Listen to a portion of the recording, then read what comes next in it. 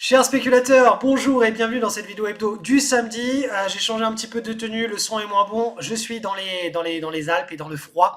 Donc cette semaine, je vais faire un gros focus sur un cas pratique, un trade de news qui va exploiter une anomalie de marché qui est présente depuis plus de un siècle sur la totalité du marché action, à savoir le Post-Earning Announcement Drift.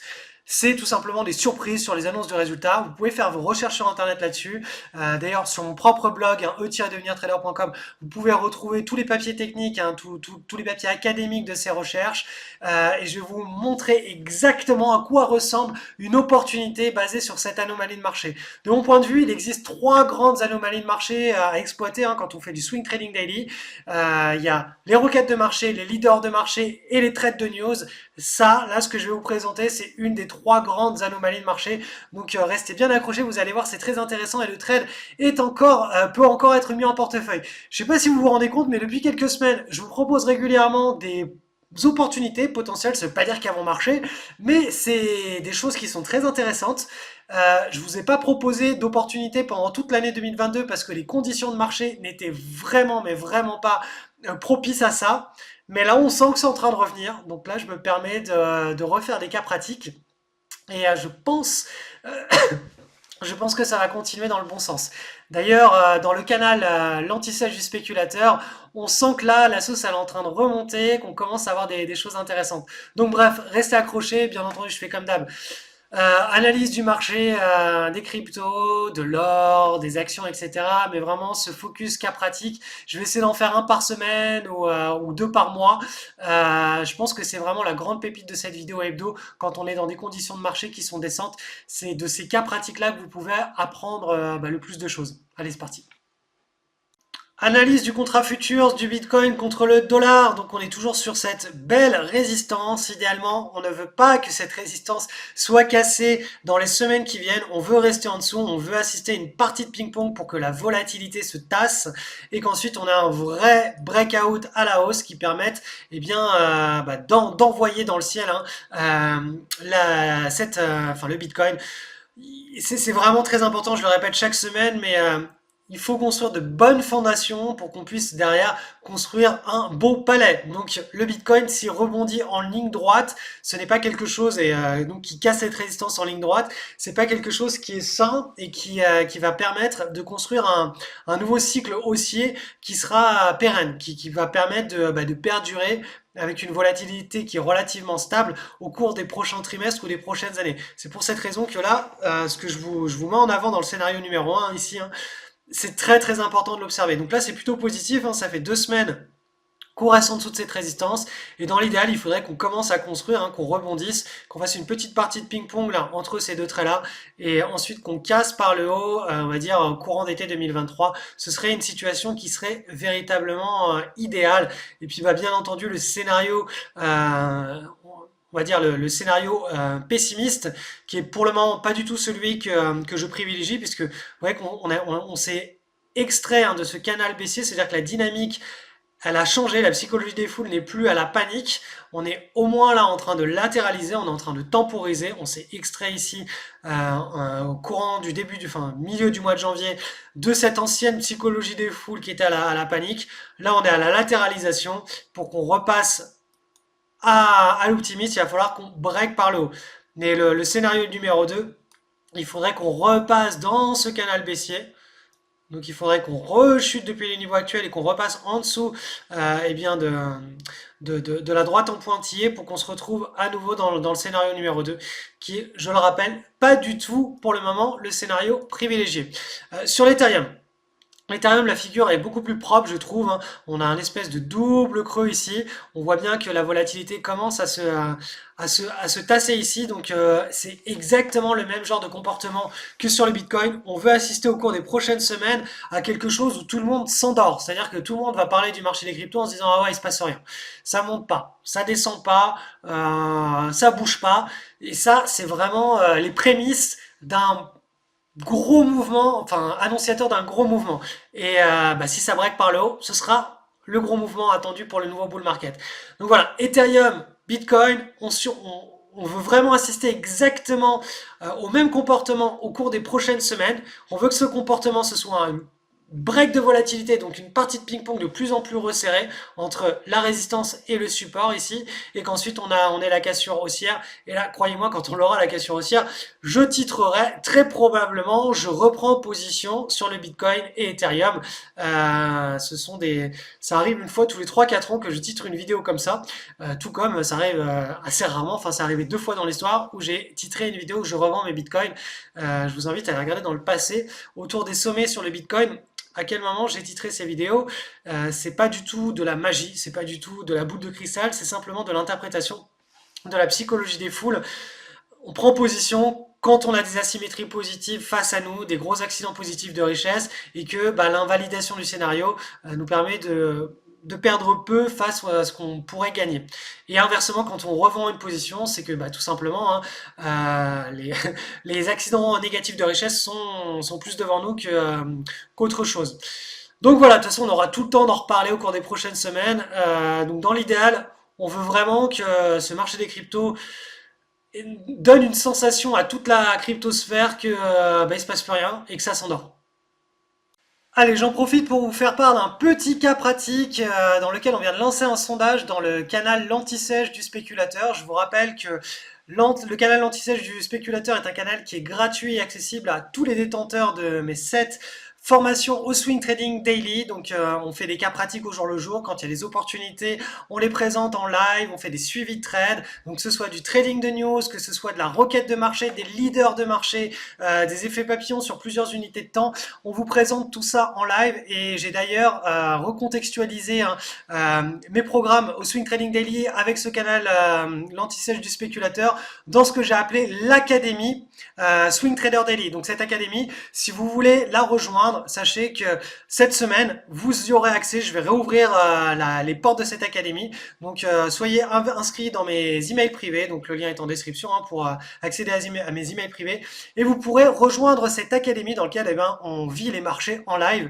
Et là, en l'occurrence, le Swing Trading Daily, c'est une approche qui est assez réactive et qui se prête très bien, notamment au rebond de marché dans les ranges, où vous allez le voir, enfin vous l'avez vu, les marchés américains sont dans un range, on est en train de faire bas vers le haut, donc on a encore pas mal de potentiel vers le haut du range, et donc pendant toute cette période-là, qui dure plusieurs semaines, on a de belles opportunités de swing trade en daily, et puis bien entendu, quand on est dans des vrais bull markets, et bien là, il y a beaucoup d'opportunités de swing trade en daily. Bref, revenons à ce cas pratique, l'entreprise Axon Enterprise, qui est cotée sur le marché américain, sur le NYSE, a annoncé une publication de résultats, donc c'était le 28 février, et donc le lendemain, boum, on a ouvert. Alors déjà, le 28 février, ici, on avait des gros volumes absolument anormaux, et le 1er mars, voilà, l'effet ne s'est pas fait attendre. On a eu des résultats qui ont surpassé les attentes. Donc pour cela, je vous invite tout simplement à vous rendre sur le site Finviz. Vous tapez le ticker de l'action et vous allez voir tout simplement dans les news ici que voilà, Axon 2022 revenu en croissance de 38%. Dans le cadre des analyses, des surprises sur résultats par rapport aux attentes des analystes, on utilise un autre site qui nous permet de voir à quel point la surprise a été positive ou pas. Et dans le cas d'Axon, c'est plutôt pas mal. Donc tout cela est enseigné dans le programme Trading de News au sein de l'académie Swing Trader Daily. Donc ça, on est en train de faire un sondage là et on va en parler cette semaine au sein du canal, l'anti-sèche du spéculateur qui fait partie de l'académie du Swing Trader Daily. Donc l'action d'un point de vue graphique, elle propose quelque chose de vraiment très intéressant. C'est pour ça qu'il est très important d'utiliser à la fois l'analyse technique et l'analyse contextuelle d'une entreprise. On peut utiliser les fondamentaux d'une entreprise, on peut utiliser les surprises via les attentes des analystes, c'est-à-dire des grosses surprises positives sur les résultats ou le chiffre d'affaires. On peut utiliser le float avec du short squeeze. Il y a plein d'éléments fondamentaux d'une entreprise, mais il est très important d'associer ça avec une analyse technique pour savoir si on a le meilleur des deux mondes qui se joint et une opportunité. Donc là, en l'occurrence, on a une extraction de large base. Vous voyez ici, boum, on s'extrait, donc on rentre dans un nouveau cycle. Là, on était marché baissier, on s'extrait du nouveau cycle, On fait la première grande consolidation, donc une grande tasse avec une anse. Vous voyez bien que l'anse là, elle se resserre de plus en plus autour de la zone de pivot. On break le pivot avec des volumes hors du commun. On a un catalyseur, la publication de résultats qui surprend tout le monde. Donc là, potentiellement, on a un trade qui se met en place. Est-ce que ce trade va marcher? On n'en sait rien du tout. C'est ça la beauté de la spéculation, c'est qu'on part du principe que on aura raison ou tort une fois sur deux. Mais quand on a raison, eh bien, ça part bien, on gagne beaucoup plus que ce qu'on est prêt à perdre. Et c'est comme ça un petit peu que on doit. C'est marrant parce qu'à chaque fois qu'on parle de spéculation, les gens pensent qu'un bon spéculateur doit avoir tout le temps raison ou doit avoir raison 80 ou 90% du temps. Mais c'est pas du tout comme ça. Dans la réalité, ça ne marche pas comme ça. Il suffit juste même d'avoir raison 30% du temps, mais quand on a raison, on fait des multiples de 5 ou de 10 sur ses paris, et ça suffit largement pour pour faire de très belles performances en bourse. Donc là, en l'occurrence, avec les stratégies que l'on utilise dans l'Académie Swing Trader Daily, on va quand même aller spotter des opportunités, on va essayer de gagner quand même plus de 50% du temps, et quand on va gagner, on va essayer de faire des décalages qui seront assez importants. Donc là, en l'occurrence, la stratégie, elle est relativement simple, c'est une entrée prise de position. Vous allez me dire, ah ouais, mais on aurait pu rentrer là. Oui, mais non, mais là, on ne savait pas du tout ce qui allait se passer. C'est là, une fois qu'on a la confirmation qu'on a un bouchon là qui est en train de péter, que l'on fait la prise de position. On ne veut pas acheter au plus bas et revendre au plus haut, on veut juste prendre une partie de la tendance, hein, une partie de la viande. C'est ça, c'est juste ça. On ne veut pas avoir tout le temps raison, on veut juste avoir raison une fois sur deux, et quand on a raison une fois sur deux, on veut prendre une grosse partie de la viande, mais si on a tort, on met un stop loss un petit peu en dessous, et on se fait exécuter. Et vous voyez que le différentiel entre la hauteur ici de ce qu'on est prêt à perdre par rapport à ce qu'on est prêt à gagner, il doit à minima être de 1 pour 2 ou de 1 pour 3. Et si le trade se passe extrêmement bien, on peut aller chercher beaucoup plus haut. On peut faire des multiples de x5, x10, ce qu'on était prêt à perdre. Et c'est comme ça qu'on doit structurer tout son écosystème. Encore une fois, ne pensez pas en termes de trade, de pourcentage de trade gagnant, pensez en termes de distribution des gains par rapport à votre distribution des pertes. Donc même si vous faites 7 trades sur 10 de perdants, si à chaque fois vous perdez 1, mais que sur les 3 trades sur 10, vous gagnez 10, 15 ou 20, vous êtes largement gagnant. Après, bien entendu, pour se mettre dans de bonnes dispositions psychologiques, il vaut quand même mieux avoir raison plus de une fois sur deux. Il vaut quand même mieux être très qualitatif dans ses prises de position, à savoir trouver des anomalies de marché type post-earning announcement drift, donc là c'est ce que je suis en train de vous présenter, des requêtes de marché, donc c'est-à-dire des grosses accélérations de momentum avec des reprises de cycle, des leaders de marché, ce sont les opportunités que l'on trouve quand on a des nouvelles, des beaux marchés haussiers qui sont installés, et des effets papillons, c'est-à-dire des rushs boursiers sur 3 unités de temps différentes. Donc tout ça, on en parle au jour le jour dans le canal l'anti-chaise du spéculateur. Si vous n'avez pas encore rejoint ce canal alors que vous êtes en possession des 7 formations de Swing Trader Daily, faites-nous un mail, c'est gratuit, on vous mettra dedans, c'est un canal privé mais qui est accessible gratuitement à tous les élèves qui sont en possession de ces 7 formations au Swing Trading Daily. Et pour tous les autres, sachez que cette semaine, je le répète, je vais réouvrir le canal l'anti-stage du spéculateur. Donc en gros, je vais réouvrir l'Académie Swing Trader Daily. Donc soyez inscrits sur mes emails privés si vous voulez rejoindre cette académie. Analyse de l'or côté en euros, le GBS, donc le tracker GBS qui permet de s'investir sur cette classe d'actifs sans devoir posséder de l'or en direct. Donc on est sur du trimestriel, on le voit bien hein, sur le long terme que là, le trimestre du mois d'avril 2019, on est passé d'un état de range, donc vous pouvez le voir ici, hein, pam, à un état de marché haussier avec une dynamique où voilà, il y a des marges d'escalier, c'est normal. On monte, on stabilise, on monte, on stabilise. Mais aussi longtemps qu'on a des stabilisations comme ça qui durent longtemps, ça veut dire qu'on n'est pas dans une phase mania. Ça veut dire que ce sont des conditions de marché haussier qui peuvent durer pendant très très longtemps à partir du moment où la volatilité est, on va dire, stable. Plus le momentum, plus la directionnalité à la hausse s'accentue et moins le bull market peut durer longtemps. C'est voilà, c'est des états financiers. C'est comme ça que ça fonctionne. Donc là, pour le moment, on est vraiment dans des états qui sont propres à un bull market. On a certes bien monté pendant la première jambe de marche haussier. Donc là, on est en train de faire la deuxième marche d'escalier. Hein. Vous voyez, première marche d'escalier ici, deuxième marche d'escalier ici. On est sur du trimestriel, donc c'est vraiment des cycles qui sont sur du très long terme. Donc maintenant, on va aller faire un petit zoom.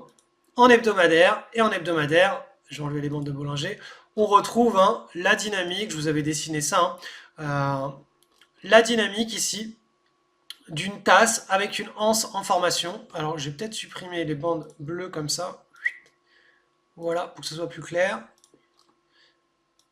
Et donc, cette structure, pour le moment, est une structure de bull market.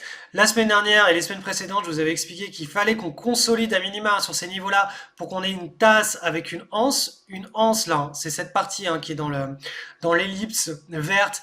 Il faut que, eh bien, on fasse une petite partie de ping-pong au sein de cette ellipse verte. Et une fois qu'on aura cassé par le haut l'ellipse verte, donc le pivot que vous voyez ici, on aura le top départ d'un nouveau bull market sur d'une nouvelle jambe haussière sur l'or coté en euros. Donc vous voyez qu'on a un petit peu de temps encore avant d'avoir quelque chose de bien mature, hein, très probablement d'ici l'été 2023. Ce serait vraiment un comportement qui serait idéal d'observer. Petite partie de ping-pong avec des balles qui sont de plus en plus serrées et puis boum, la balle pète la résistance historique et on repart sur une accélération du mouvement avec un momentum qui s'accélère au fil des semaines et des mois à venir. Et l'or coté en dollars, toujours sur cette unité de temps en trimestriel, vous voyez que le bull market, lui, a débuté au mois d'avril 2019 et que depuis ce trimestre-là, eh bien, on est lancé dans une nouvelle dynamique cyclique de bull market. Ça fait depuis juillet 2020 qu'on consolide, donc la marche d'escalier là, elle commence à être longue. On devrait bien entendu la péter à la hausse incessamment sous peu. Donc, ce qu'il va falloir que l'on surveille là, ça va être cette petite zone là. Si on a des fluctuations là, comme ça là, qui se stabilise et qu'on commence à casser par le haut, là on aura un puissant signal de jambe haussière, hein, de nouveau bull market sur l'or coté en dollars. Donc l'or coté en dollars est moins bien orienté que l'or coté en euros, tout simplement parce que le dollar a été très fort au cours de la dernière année, au cours de l'année 2022, ce qui est défavorable à court terme pour l'or. Donc on va faire un petit zoom, on va passer sur l'unité de temps hebdomadaire. Et vous voyez que la consolidation, alors je vais vous supprimer hop, tous ces traits. Ce qui va nous intéresser, nous, c'est la consolidation là au cours des prochaines semaines et des prochains mois. Ça fait pas mal de temps que je voulais dessiner hein, cette histoire, mais il faut qu'on ait une partie de ping-pong là qui se resserre entre ces deux bornes au sein d'un triangle pour que, eh bien, on ait une situation saine et qu'on puisse assister à un top départ de nouveau bull market sur l'or coté en dollars. Ça voudrait dire que l'or va devenir bien plus recherché que le dollar en lui-même, ou même que le dollar risque de baisser au même moment où l'or se met à être recherché. Bref, on aura très probablement une confluence de un ou deux facteurs, on verra.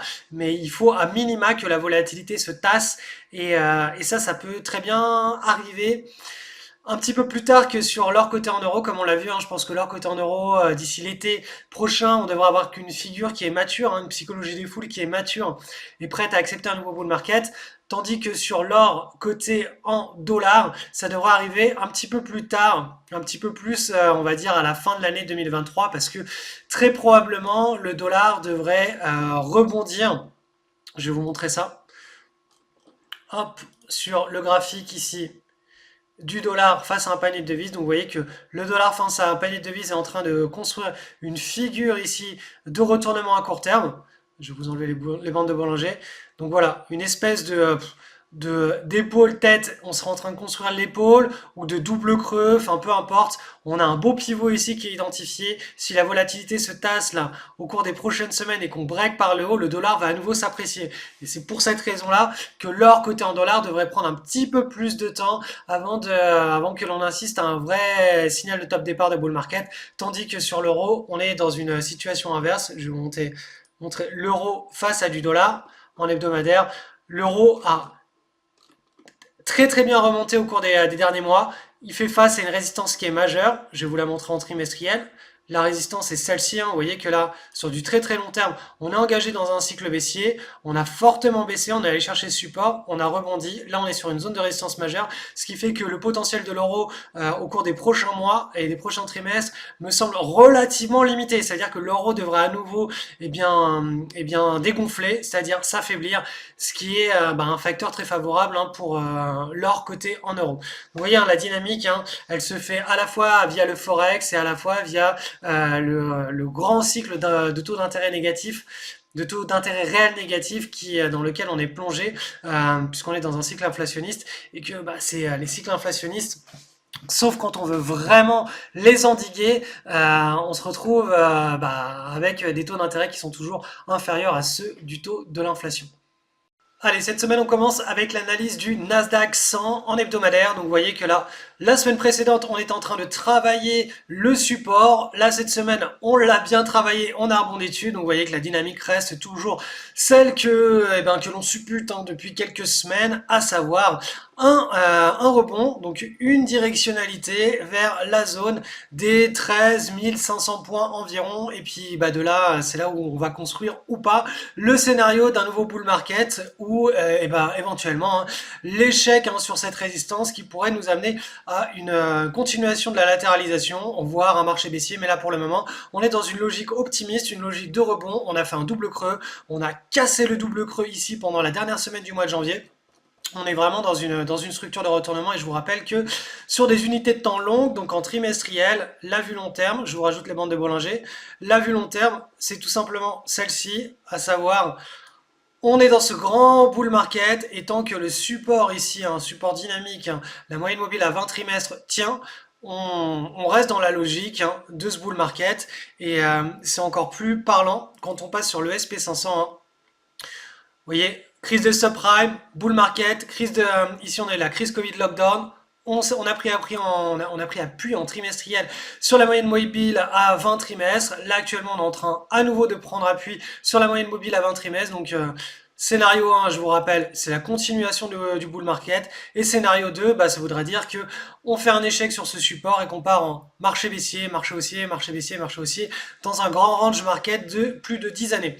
Donc là pour le moment, on n'est pas du tout dans le scénario 2, on reste dans le scénario numéro 1 tant que ce support dynamique en trimestriel tient. Et quand on fait un zoom, hein, le zoom que je vous ai fait juste avant sur le Nasdaq, là on le passe sur le SP500, et bien vous voyez que on a une structure ici de retournement, donc une épaule, tête, épaule qui sera en formation. Et il va falloir tout simplement franchir, hein, cette zone de résistance. Latéraliser et franchir cette zone de résistance pour rester dans le scénario numéro 1 en trimestriel, à savoir la continuation du grand bull market initié après la crise des subprimes de 2008. Donc voilà, une semaine assez intéressante. Alors je vais vous faire un petit détour aussi par le Dow Jones Industrial Average, donc on est en hebdomadaire. Donc là pareil, hein, on a une petite structure de consolidation au sein d'une énorme tasse et anse. Donc ça c'est une structure, hein, de bull market, hein. Donc voilà, là on a pris appui, la semaine dernière on allait chercher la zone de support, cette semaine on a pris appui sur le support, donc on est vraiment dans la construction pour le moment de cette tasse et anse, et on va attendre le breakout avant d'avoir la directionnalité. Mais le flux de fond, hein, il est exactement le même que sur le Nasdaq et le SP500, je vais vous mettre ça en trimestriel. Le flux de fond depuis la crise des subprimes de 2008-2009, c'est un grand bull market avec des prises d'appui, hein, sur la moyenne mobile dynamique avant trimestre, une fois ici, une fois là pendant la crise du lockdown, et une nouvelle fois ici pendant la crise Ukraine-inflation. Donc voilà, pour le moment, tant qu'en trimestriel, hein, cette zone de support dynamique tient, on reste dans une logique long terme d'une continuation de ce grand bull market. Et quand on fait des zooms en hebdomadaire, eh bien on voit, hein, la structure de consolidation qui est en train de se mettre en place et on arrivera très probablement bientôt à la maturation. Donc il va falloir bien entendu qu'on ait un breakout à la hausse, à la fois sur le Dow Jones, sur le SP500 et sur le Nasdaq pour que ce signal de nouveau bull market soit confirmé. Mais en tout cas, voilà, tout est en train de se construire tranquillement. La volatilité baisse, c'est plutôt une bonne chose. Donc dernier petit rappel avant de nous quitter, cette semaine je vais dans les emails privés, je vais vous parler des entrées, comment entrer au bon moment sur les actions eh bien, les plus intéressantes du moment et par là même je vais ouvrir l'académie du Swing Trader Daily. Donc cette académie c'est simple, hein, c'est un accès au canal l'anti-sèche du spéculateur dans lequel on fait des cas pratiques tous les jours et on propose des opportunités quand il y en a au jour le jour et eh bien cette académie elle se complète par tout simplement les 7 formations au Swing Trading Daily. Donc les trois grandes stratégies de Swing Trading Daily, on exploite les trades de news, les requêtes de marché, les leaders de marché. Ce sont les trois grandes anomalies de marché que l'on exploite. Et puis 4 boosters pour sa spéculation, à savoir comment sortir au bon moment, comment entrer au bon moment, comment transformer ses pertes en gains en utilisant la coupe des trades et comment détecter des rushs boursiers sur les 3 unités de temps. Donc en réalité, ces 7 formations là au Swing Trading Daily, eh bien, elles sont toutes complémentaires les unes les autres et ça permet dans votre écosystème eh bien, de spéculer tout simplement en étant autonome.